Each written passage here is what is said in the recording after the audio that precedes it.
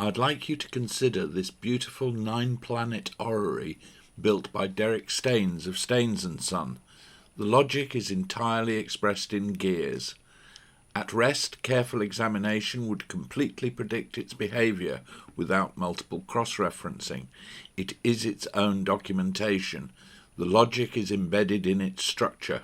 In order to make it, it was defined, made, snags fixed, and delivered. The logic is expressed in gears and tooth counts. The idea of a test and debug cycle is not really relevant. You're not going to have a minor issue in one area triggering unexpected problems in another. Let's look at a very simple application built to similar principles, almost entirely in database, with an extremely low likelihood of bugs. Let's explore the most basic building brick of these code-free and nearly bug-free methods. CAIR, create all inferred rows. Here's a simple, robust app built in about half an hour. It's not pretty, but that's not the point of this. Here we have a model whereby we have students, we have classes, and an intersection of those two, which is student-class relationships. These are represented as 3 tables in the database. Let's have a look at the front end of this one-page app. As we can see, there's a simple grid. If we select what courses people are planning on taking, we can update this grid, and we've got that in there. We can add courses to it.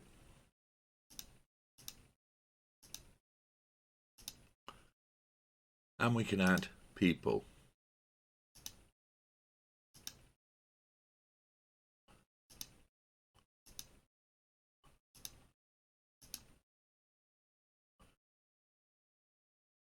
This entire app is built and operates in a single page. Let's have a look at that template. The template is written in Cold Fusion Lucy, which acts as the glue sticking the SQL together with the HTML. The SQL, we'll see how to build that, how that is built shortly. It's self-referential, so that if we add a class, it's a form within the template, which when submitted, submits to itself, and it's carrying the function required as one of its values. So if we arrive in the template carrying the variable form add class, then a row is inserted in the class table, and then the magic is run. CAIR student class, create all inferred rows. We'll have a look at this now in the database. I've opened a query window in the related database into which I'm going to paste that CAIR query we were looking at.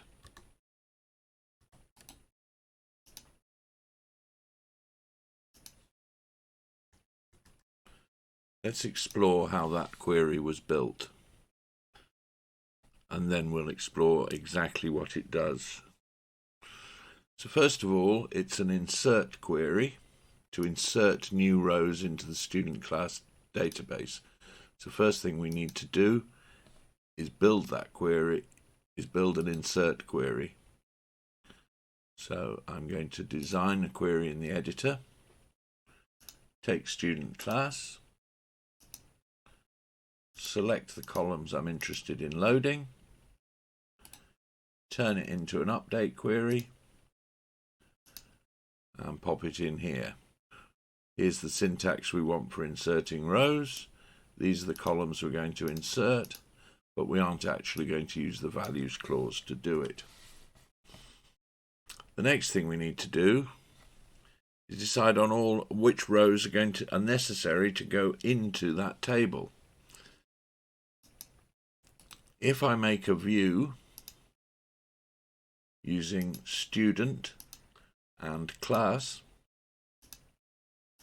and select both of these columns, I get given a cross-join syntax here, which, if I execute it, a cross-join makes every possible combination of student and class.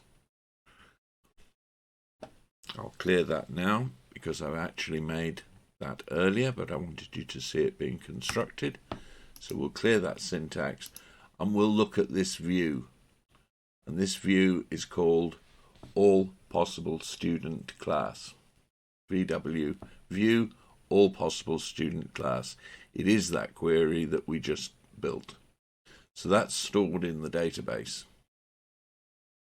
So if we go back to our view editor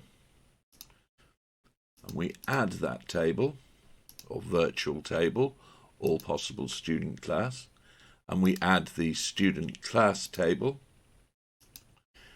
and we join the all possibles with the actuals,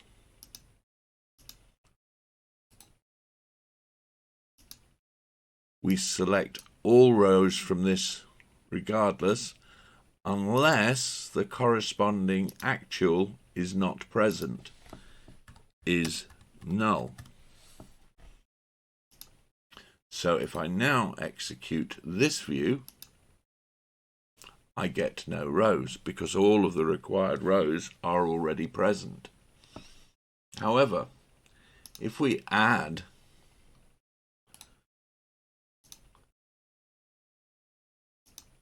a new student to this, then the situation has changed.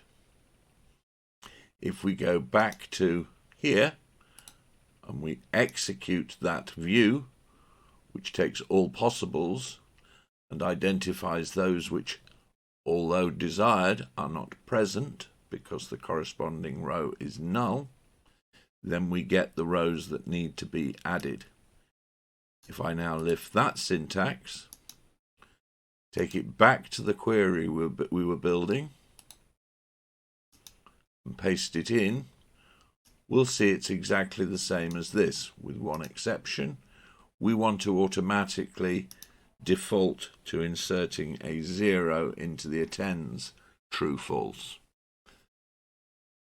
That, in fact, can be built into the database as a default value for the column. If I now select this syntax in the database and execute it, 5 rows are inserted. If I execute it again, no further rows are inserted. This is called idempotence, and is a very important concept to systems design. Idempotency is building everything such that processes can be repeated and the outcome will be the same.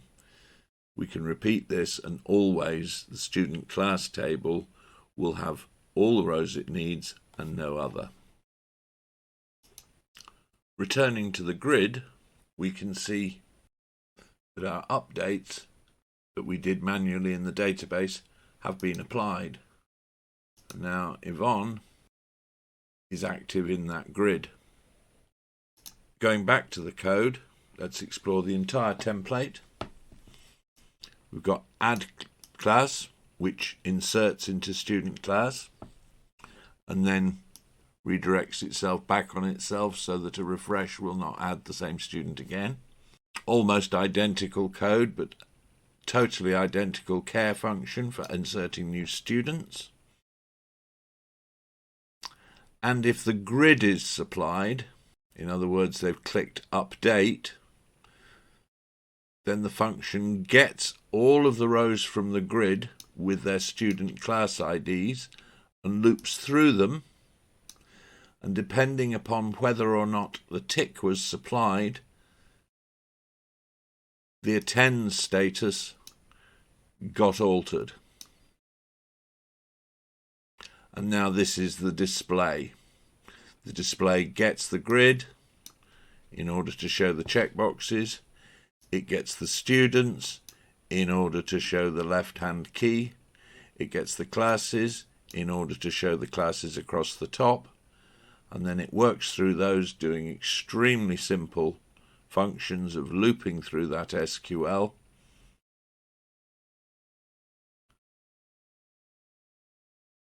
It's the button to update the grid, is the add student, and then finally the display of the students and the classes they attend.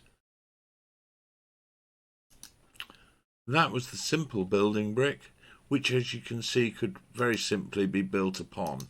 We have a table of days of week. We can care which classes occur on which days. If we have a table of dates, we can care student class to individual dates based on the day of week, producing in effect a daily register. This little app can grow in richness and complexity. Only some CAIR views involve cross-joins. This is more typical, being driven by the true-false setting in the class day of week table. What can you build with a brick? The database tables and their relationships are the digital equivalent of the Orrery gears and their teeth. I have built a large number of functionally rich, highly robust applications using this basic Lego-like building brick. In future videos, I'll show how the technique is perfect for combining data with metadata at various levels of abstraction. Please check the show notes for answers to the commonest questions I get asked.